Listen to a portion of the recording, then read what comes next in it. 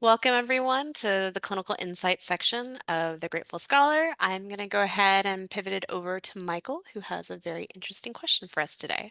Yeah, so when we met last time, part of what kind of came out implicitly in the processing was that it was a pathway. There was this whole pivoting pathway that led to Jen becoming a trauma therapist, Nancy and her journey, myself as well. And so I was thinking about like one of the values of social work as a profession is that ability to pivot, the ability to like change paths. So I guess I'm curious, how did you all get here?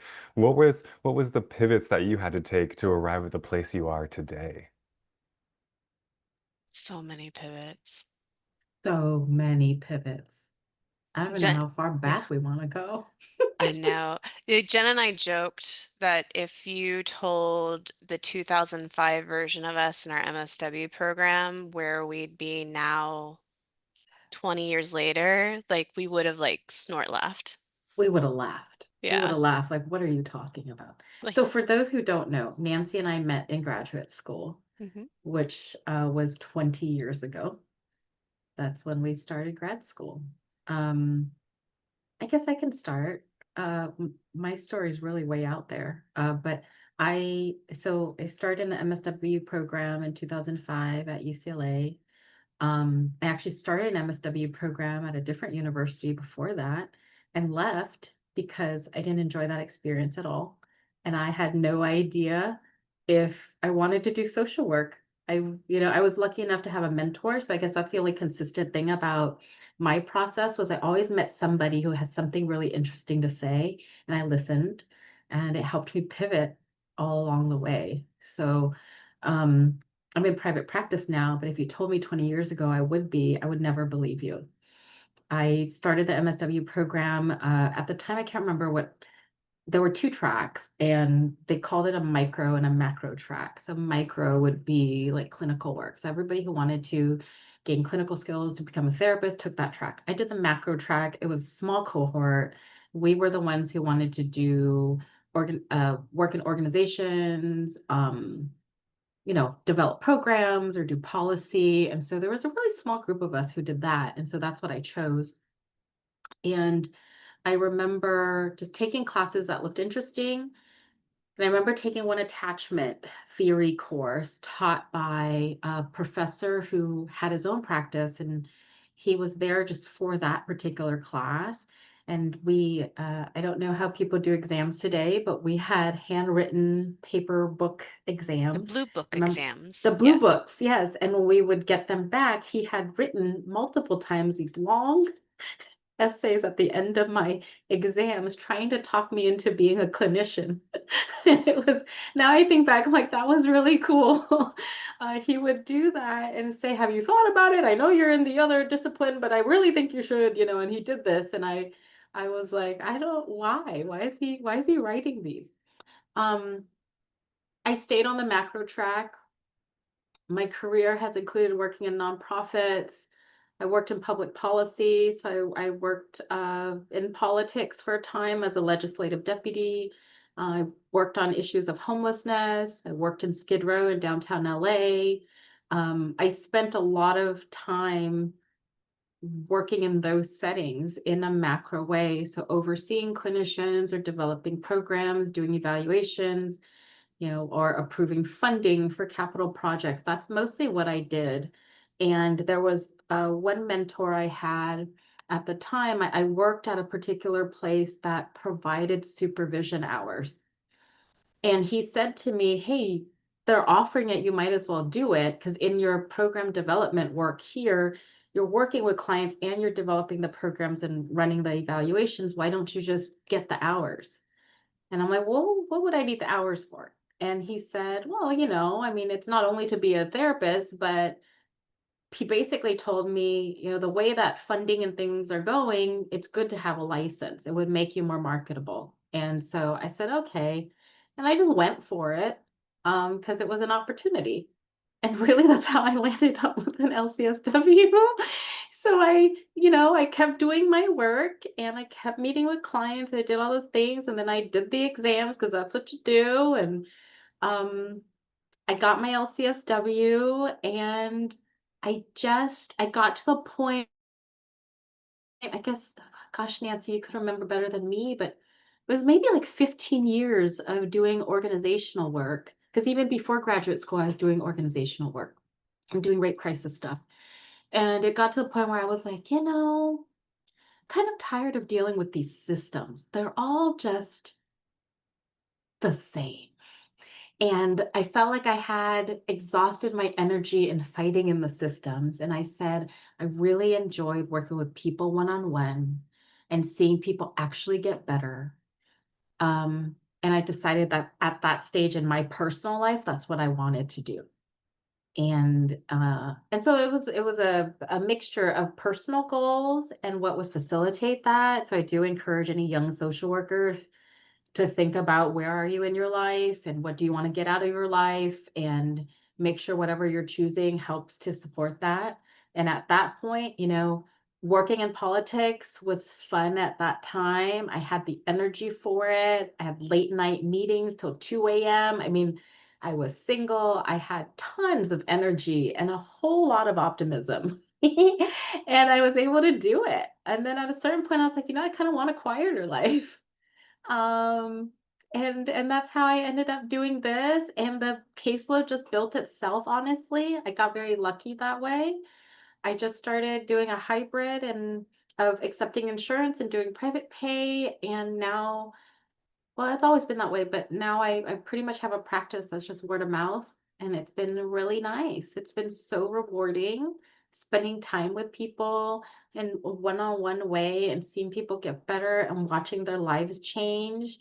And that has been fulfilling for me. So I know initially I started in social work, wanting to work in systems and organizations and making change. I'd like to think I left my mark because I got to see things happen even way after I left. But nearly 15 to 20 years of that, I chose a different path. And I think that's what I love about social work is the pivoting. I chose social welfare not knowing what it was initially. And it was sold to me because of the variety that was available to you. And I can say that after all these years in my career, I was able to use every single benefit of that flexibility so that I could continue to be an effective social worker, but also take care of myself. It's so fascinating hearing you describe how even in the early days, it almost feels like it was this prescient like feedback that you were getting from this instructor about Yes. like an attachment, and then here you are doing, attachment-based EM. Attachment focused EMDR. I know. It's so funny thinking back. I know I always think about that professor. I wonder if he's around. He was very old at the time. I don't even know how to find him. I don't believe he's on social media, but he's reachable. Nancy knows who I'm talking about. He was a fantastic instructor. Hmm. Fantastic. Jen had better picks in the same program than I did, but we have it shaped our experiences in different ways. So it's but I mean and I think Yeah. also reflecting as somebody watching Jen and her journey in parallel was that every time an opportunity arose for like training or to explore something, she didn't question it. She just was like, "Oh, this seems cool. Let's try it." Right? And that so along the way, she's an expert in critical time intervention, which is like a very specific social work type of intervention that was developed in the Silberman School. Um, and Jen can run it in ways that a lot of people can't, right? And then she like pivoted to looking at the attachment focused EMDR, and that arose just through like an opportunity. I'm like, oh, let's explore this, right? So like I think what was helpful as an outsider watching was like when opportunities rose, I saw her pivot. Um, Mine was more of like an overthinking process. So like different foils. Where, I started off in psychology, and the vast majority of people I trained with in undergrad are psychology professors or psychologists now. I'm the only one of the group that really diverged. And I remember when I asked for a recommendation from an old mentor, in my undergrad, in the letter that he wrote to UCLA, he was like, "She's more than capable of being a social worker, but it's just like so disappointing because she could do so much more." And that speaks volumes to just kind of disciplinary perceptions. Um, Although later he was really proud of me because I became a professor, so it all like panned out. Um, but like so for me it was the opposite. I didn't have mentors who told me. I often had mentors who like discouraged me from taking the paths that I did, which is a very interesting thing. But there were critical moments when I made pivots where I actually just decided to trust myself. So I remember I was working in a nonprofit setting doing outcomes and evaluation. I had done a lot of research, less like clinical work. So it was very much like research, outcomes and evaluation, large nonprofit settings. And I was talking to different clinicians about what type of training they had, and what I found was everybody was doing the same job and had like 5 different degrees. So I was like, well, then what degree do you get? And and actually I called my brother who has had his own experiences with social service systems, and I was like, well, who was the most helpful to you? And he's like, the person when you're having a really hard time and you don't want to do something to help yourself, and the person who sits and listens to you and they say the right thing and you make the choice to like help yourself. He goes, that person was really cool. I don't know what they do. You know But what what? You I, said something, yeah, about yeah, listening to yourself. hmm It's so important because it's so like important. you, yeah, I also had, I mean, it's, I'm simplifying it, but I had mostly school counselors who told me I would never get to college and grad school was never on the radar and, didn't help me get my dual degree. Like there was so much of that. And like you said, and I think you and I have talked about this a lot, Nancy. I think it's my natural personality, but I didn't give an F about them. I was like, you want to tell if someone's going to actually encourage me, I'm going to listen to you. Everybody else gets the mute button. I'm not listening to this Hmm negativity. And that's how I also ended up in social welfare because I thought about, wait, what is social welfare? And I looked into it because I had a good friend in college who said you should really think about getting into the master's program. And I never even thought about doing graduate school at that time. hmm First generation refugee in college, it did not register in my brain that that's what I could do. And so it was the first time I thought about it. And then like your conversation with your brother, I thought about, wait, social workers, hold on. And I realized there was this my encounter with a social worker was when I was super young. He was a worker with the county, and he was a Vietnamese man who helped my mother get out of an abusive household. He fast tracked our Section 8 application somehow, some way. I never knew what my mother said to him or what he did, but we got out of a really bad living situation and didn't have to be homeless. And it was a social worker who did that. Yeah, and I think it's those moments when you're like, oh, like, because when you actually do the work later on, I think it's hard to remember like the people remember, but my Mhm. brother's had every single service provider you can think of, but he's like, it's those critical moments, which is ironically, I do a lot of crisis motivational interviewing work. Or maybe not so ironically, right? But but like I came from a household too that when I was applying to my master's program, the feedback from my family was, why would you give up a good job to risk it to go back to school, right? So like these pivots to seek out like even the types of professional training that's required for a lot of us, it was just like, well, because I can't do the things I see and want to do without this credential. Like it became Mhm. more of like a logistic thing. Mhm. Um, and and for me it was a lot of searching. I actually pivoted from like child welfare to like interpersonal violence context to homelessness services. And what was interesting is the through line through all the things that I was really attracted to was related to like substance use, and how substance use was the through line across all the services that I enjoyed doing and was good at doing. And then that became actually the crux that when I pivoted to deciding to get my PhD and become more of a researcher. I remember Jen and I had a conversation which was like, Jen was a doer, like, or is a doer. Although I feel like we've kind of met in the middle nowadays, but like back then was Jen was like, I'm gonna get shit done.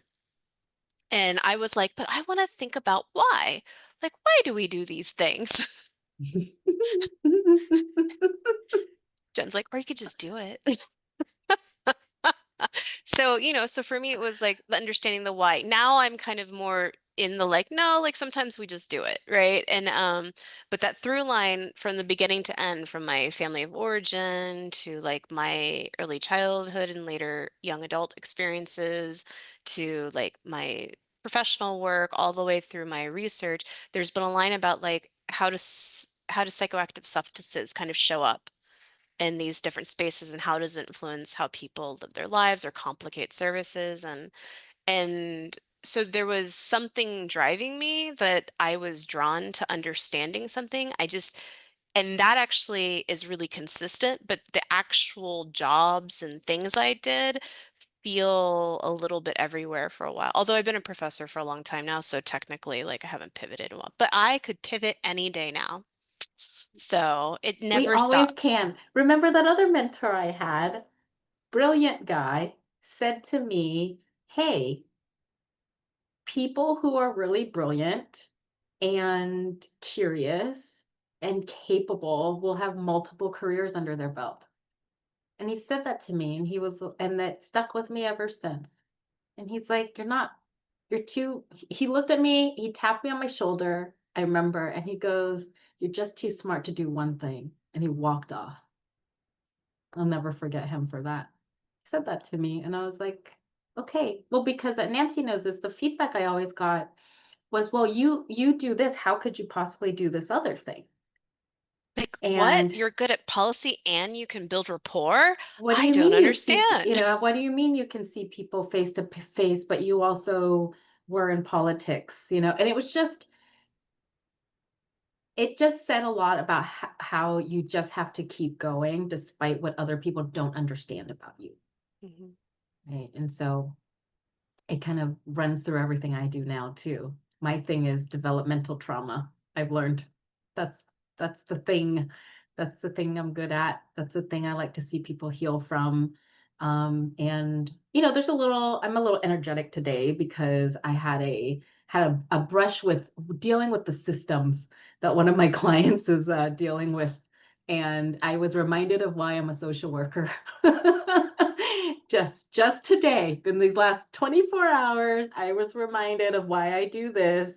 It's because I understand deeply systems, what makes them function in their dysfunction, how to work with them, how they negatively impact so many people's lives, even in private practice, and how you can always advocate for your client and be there for them and model in the EMDR model what it's like to feel protected and supported and nurtured. And that's what I've been doing with some of my clients today. So it's kind of this has been scheduled on a perfect day. I was reminded of why I'm a social worker of all things. Because I also started in the psychology program and I left it. I left it to do another program that was it was Social residency ecology. social ecology, which was how environments impact people mixed with, just, classic psychology. So many like fascinating overlaps. I'm thinking about my own experience even where there's that through line of working with individuals who were either struggling with suicidal thoughts or suicidal behaviors, self-injurious behaviors, non-suicidal self-injury in particular. But I started in psychology and I had every intention of just like getting my PhD in psychology and doing research. And when you mentioned critical moments, I don't know if I've told you this story, Nancy, but I finished my undergrad. I got both a bachelor's degree in social work and a bachelor's degree in psychology. And I'm thinking like, what do I want to do? Do I want to like get the PhD in psychology? But I found this research assistant position that I thought was just a volunteer research assistant position. Send an email to the professor. The professor's like, yeah, come and meet with me. I show up in like jeans and a t-shirt, not realizing that I was actually going for a job interview. And so at the end of it, she's like, so do you want the job? And I was like, what job? I was like, it's just a like an unpaid research assistantship. She's like, oh no, this is like a paid research assistantship. You will be a research analyst and also we'll pay for your tuition if you sign up for the MSW program. And I was like, oh, okay, I guess that's decided. So that's actually how I ended up in social work was because I kind of stumbled into this job. Um, I I feel like that's love how it. a lot of my experience has been, is kind of like stumbling through and like finding these interesting opportunities, wanting to try lots of different things. Again, thinking I would be a researcher, turned out I really liked being a therapist, but really kind of my love is teaching. And so being able to like create impact in that way is something that's important to me. I'm curious, as I'm hearing you describe these things, part of it, you've described this kind of like forward momentum, like the things that you moved towards as you shifted in your plans, even though there was this through line. I'm curious if there are things that you had to let die, if you will, if we're thinking kind of in that psychodynamic sense, the things that you had to leave behind because you're like, this, yeah, this is part of social work, but this is not for me anymore. I need to leave this in my past. Anything come to mind in that sense?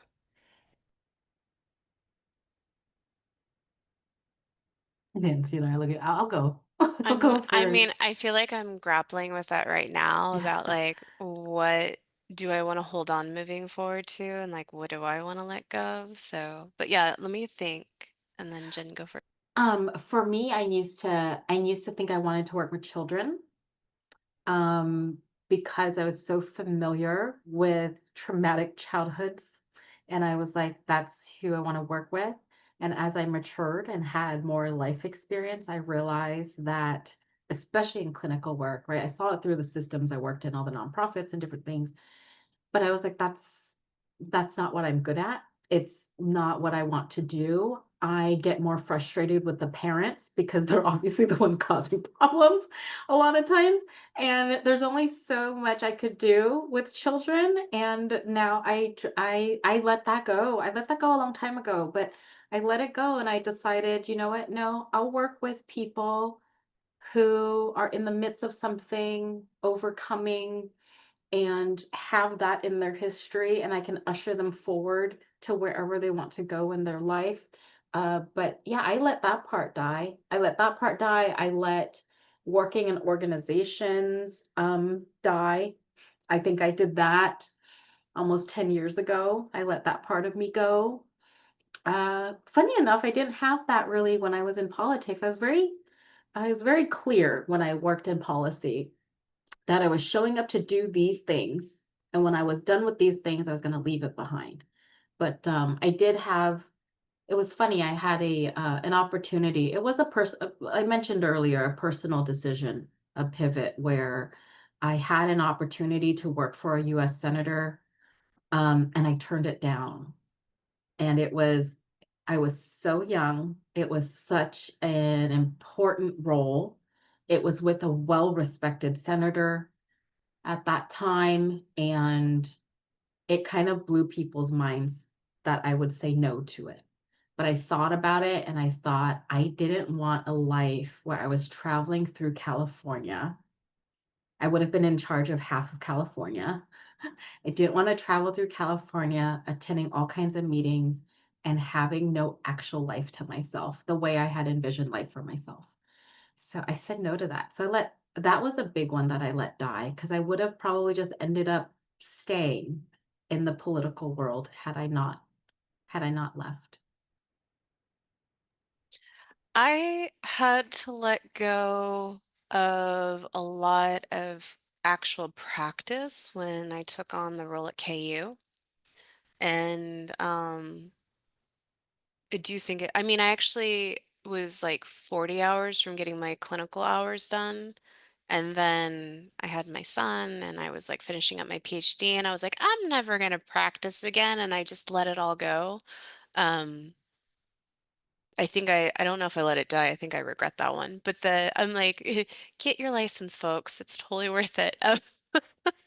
But I, it's been 10 years since I've practiced, or maybe even 11, and it feels like a loss. So I don't know if I let it die because it feels like a loss. So I think that's an example of like letting go of something to make room for something that I was trying out. And but what happens is that when you're teaching like we do, like I teach clinical practice, I research clinical practice, I think about a lot of these things is the world keeps changing and I miss being in contact with people in the world and I miss understanding how the systems are functioning. And and there's a piece that the current role that I'm in doesn't allow for that. Unless I like find creative ways to do it. I think Michael's found creative ways to do it. And so this is an interesting example of letting something go to make room for what's possible, and then realizing that I miss it and that I value it. And so I'm kind of at a crux in my career where the things that I love most about the job that has flourished over the past 10 years is now starting to feel a little stressful because I let go of that one piece. And and so that's an example where I have to make decisions about how to pivot to maybe reclaim. And I think one of the interesting parts about, our training and our careers is that you can also come back to things too. And with maybe different insights. Like, I think I'd actually be a better clinician now for all the teaching and reading and supervising and everything that I have done. And I'm a different person now than I was like 15 years ago. So, um, most of the systems I left, I left the child welfare system knowing that it wasn't a good space for me. I don't like coercive control. I really enjoyed homelessness services actually. Like there's something really it fit my personality really well. So there's different um I realized that too because I was telling you, I think all of you, I was reading in the realm of Hungry Ghosts, and it's a Skid Row context that Jen and I had both worked in, and I just thought, oh, I would describe this differently. And I experienced what's being described, but I see it very differently and experienced it very differently than this individual and who wrote the book. And I liked my perspective and view on it. And so for me, I am less linear. I think I'm more circular where I let things go and then I have a deeper understanding as to why what I liked or didn't like about those old aspects and try to figure out how to reclaim them in new ways. And that's a part. So maybe I don't pivot as much as I kind of like, we joke that I take like the scenic route where like I always end up where I left off, like I like, where I started, but I like to explore everything around it before I'm really certain that like that was for me. And that's been a part of my journey too. And it makes me have deeper gratitude for the work I'm doing as a result. I really appreciate what both of you have described, even what you just that insight you just shared, Nancy, about like maybe it was less of pivoting and more about kind of like circling around. In my own experience, I called it fumbling because that's what I felt like. I was just kind of like, oh, I'll try this and I'll follow this and see where this leads. Um, I'm curious as we come to the close of our conversation this evening, going back to that kind of 20 years ago, you're an MSW student. Let's say that, we have students who might be watching this, or Nancy and I obviously are engaging with a lot of MSW students. Um, I guess what insight or encouragement would you give them? I'm thinking about some of the things that you two have mentioned with previous professors or previous mentors who helped kind of build your insight as you started on your social work trajectory. Any thoughts or insights or encouragement that you would give to students who are just starting out? So my favorite story, because of the privilege I had with the undergraduate institution I was at, was that I like to say that Albert Bandura made me a social worker because he was teaching a class about interprofessional, what was it? It was not interprofessional. I just did a conversation with somebody. It was about kind of thinking about the social environment and how the social environment shapes behaviors. And towards the latter part of his career, he was doing actually more public health interventions, like incorporating a person who struggled with reading in the like Mexican telenovela, and she joined the government literacy program that happened to be real, and then she learned how to read and got through the stigma, and suddenly everybody signed up because their favorite character had signed, and that there's ways we could, or he gave a really good story, which is also part of the through line, which was that he was watching people go into the Betty Ford Clinic or different types of inpatient treatment settings for substance use in these controlled environments. But then when they would leave, they would relapse because they were like re-embedding themselves in the environments that were like initially triggers, which meant that just like psychological interventions may not be enough to like really change behavior. And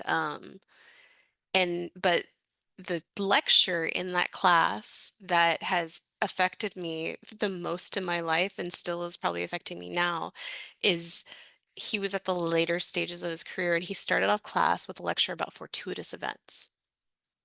And that the best discoveries and the most interesting things that happen to researchers, scientists, or just people and clinicians is often random chance. That there's a series of failures that people face before this magic like innovation. He talks about his own kind of experiences as a researcher. Like he talked about when he first introduced the model, like his like social change model, which for some reason just fell on my head. It's so funny. It's late. But like that he was booed off the stage at a behavioral conference because it was first wave behaviorism. And he was suggesting that you could learn through observation. And, now it's kind of common knowledge that we incorporate into our teaching. And then he told a story about like somebody going to like a conference and sitting at a random table late and then meeting their life partner that was like somebody in his network and how like most things in life actually can't be controlled or forced. And so the only thing you can do is if there's a series of random events, the only thing you can do is show up as often as possible to life or to ideas or to opportunities and hope that something sticks and not let it hold you back if it doesn't. And that lecture with the very confused 20-year-old me has stayed in my mind like it just happened because it was so true and has rang true throughout every stage of my career. And even now when I think about it, like really the main lesson is that like you show up and if it doesn't work out, you keep going and you show up other places because eventually something will open up and it will fit. And then when it stops fitting, or like you were talking about, and you need to let it go and let it die, that other things you keep showing up again until a new version that fits who you are in the moment opens up too. I would agree with that. I was just gonna say, if I could talk to my younger me or my younger me's cohort, what would I say? And it would be just that. Try it all. Opportunities present itself, try it. Doesn't work, move on. As dear friends, Nancy knows this about me. If I see something I like it, I'll try it on. If it doesn't fit, I put it back. I don't get too much wrapped up in why and the this and my this is to this. No, it doesn't work. Next.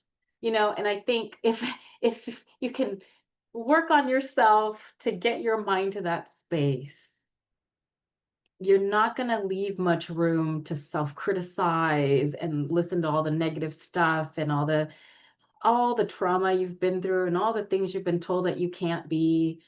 Try your very best to work on your own healing. I've said it before. And then just give stuff a shot. I mean, everything great that's happened in my entire life has been completely unexpected, not timed. um, just kind of happened because I just was willing to try. And same thing with like homelessness, that I never did that before the MSW program. They looked at my history. I had done everything else. So I should have known. As anyone knows, in the first year social work program, they put you where you haven't been. So my little self at that time ended up in Skid Row. They And you don't know do what? that anymore. They don't do that? Well, at least not in our program. Not in your program. They still But do it like, at UCLA, I believe. really? Okay, that's yeah. Yeah. So for those of you who don't have this experience, UCLA likes to put you where you will have the most discomfort Yes. In your first year. in your first Absolutely. year. And it often introduces people to things they didn't even realize they liked, and it's actually a really great model. It's really hard to do in the modern academic context with a lot of the schools, though. But Uh, Yes, so that was their model, and if you had a whole essay about, "I wanna work with children," they put you with older adults with Alzheimer's. Like, they they would have you do the complete opposite, something you haven't done, to so you could get to know who you are as a social worker in the most uncomfortable context. Brilliant approach, I would say. It actually had a couple of us, we're all still friends now. We were all in Skid Row together and didn't know what we were doing. And that's how we started, and we got gritty with it and got very good at being social workers. So I would just say, just kind of approach things with an open mind, give it a good try, and then know yourself enough, if you can, to know something is not a fit. Like, I had to let go of a lot of different things and then move on to something that does. And kind of in the essence of attachment focused EMDR, I did this earlier with a client today, where if you can do the work to at least visualize and tap through, with bilateral stimulation, what you would like to imagine for your future self, do that. So when that thing comes along, you'll know, oh, it fits into this space. So, because if you don't have that there, nothing's ever going to stick. So I would just say that do some work on figuring out what you would like and then start exploring. I love that. What you both described. I had a conversation recently with a supervisee where she was struggling with the decision of whether to try something different. And I said to her that she doesn't owe anything to the organization that she currently works for. Um, and that if she's feeling this allegiance, for example, maybe what she could extend that allegiance to is just maybe the profession in general, or maybe even more broadly, what does it mean to contribute to the alleviating of human suffering? And I think that for me has been part of how I've approached the different changes in my trajectory. And she reflected to me that that was really helpful to think about, like, it's not about any specific organization or specific role. All of these things can contribute to the profession and can contribute to humanity. So try it out and find what works for you. Mm. Well, I appreciate that. I think it's a non-linear process, folks, is really like the biggest thing. And I think even as all of us are in this mid-stage in our careers, I have a good 20, hopefully even maybe 30 years left of like doing work and making meaningful change. And that's almost as longer than I've been doing this. And so I imagine there'll be lots more pivots along the way. Yep. Because we're not meant to do the same thing all the time. So I think for us it's always so I'll be excited to see what happens in the next 20 years. I imagine we will be equally delighted at the absurdities that have ensued. All right, any final thoughts before we go? Appreciate you both sharing a bit of your stories and your journeys. Always fascinating to hear how people have gotten to where they are. All right, For well, sharing, guys. yeah, thank you. All right, well, we'll see you next time. Bye. Bye.